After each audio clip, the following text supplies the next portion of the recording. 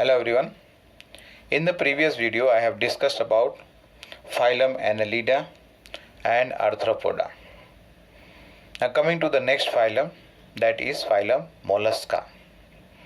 Under this phylum the animals which are included are soft bodied animals, means their body is soft, and this is the phylum which is second largest phylum.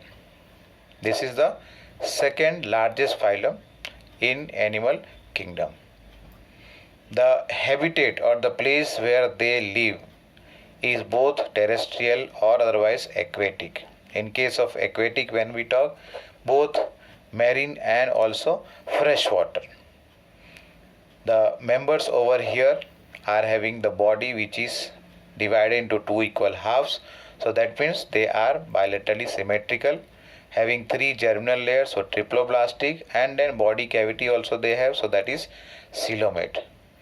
The body is not segmented, means it is not divided into segments, so that's why they have unsegmented body with organ system level of organization.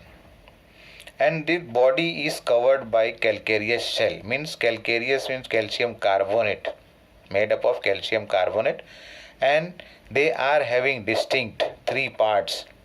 The head, that is a head followed by muscular foot and a visceral hump.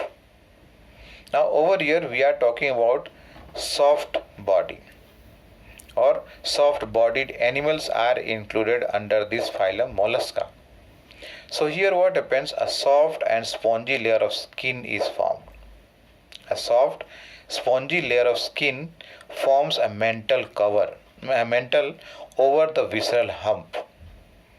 Here earlier, in the earlier point, three parts are there. The body is divided into three main parts or distinct part: head, muscular foot and visceral hump.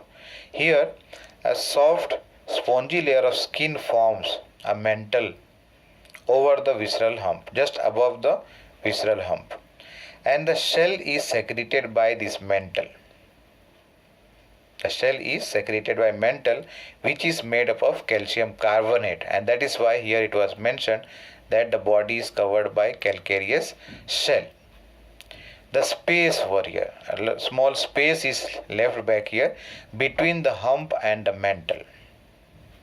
Between the hump and mantle, a space is present which is called as mantle cavity. Now inside this mantle cavity are present gills. Feather-like gills are present here. And these gills perform two main functions. One is the respiration, that is respiratory function, exchange of oxygen and carbon dioxide, and even they are excretory in function. That means they help in throwing out the waste from their body. Once again, soft spongy layer of skin is present just above the visceral hump or over the visceral hump, and shell is secreted by this mantle. A space is there in between the hump and the mantle which is called as mantle cavity, and inside this mantle cavity are present feather-like gills which are responsible for exchange of gases and removal of waste material from their body. For their sensory organ, or in order to function like a sensory organ, they are having tentacles over the anterior part of their head. Anterior head region, they are having what? Tentacles, which are sensory organs for them. And for feeding, they are having radula. This is file-like organ in the mouth. This helps the animal to grind the food. And that structure here is what? Radula. In case of reproduction, they are unisexual, means what? Male and female sex organs are present in separate individuals. That means they are dioecious, or otherwise you can call as unisexual.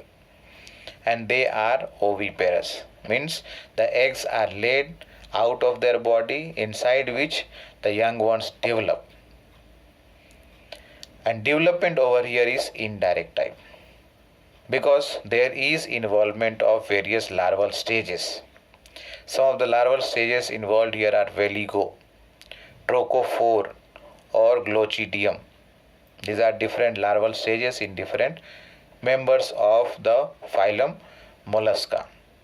The examples included here are Pila, one of them. First one, Pila, which is also commonly called as apple snail. Apple snail. Second one is octopus, that is devilfish. Next one is sepia. Commonly it is called as cuttlefish. Coming to the next one is loligo. Commonly it is called as squid. And then followed by Aplysia, sea hare, Pinctada, pearl oyster, Dentalium, that is tusk shell, and Chaetoplura, that is commonly called as chiton. So that was about the phylum Mollusca. The next phylum is Echinodermata, which I am going to include in the next video. Thank you.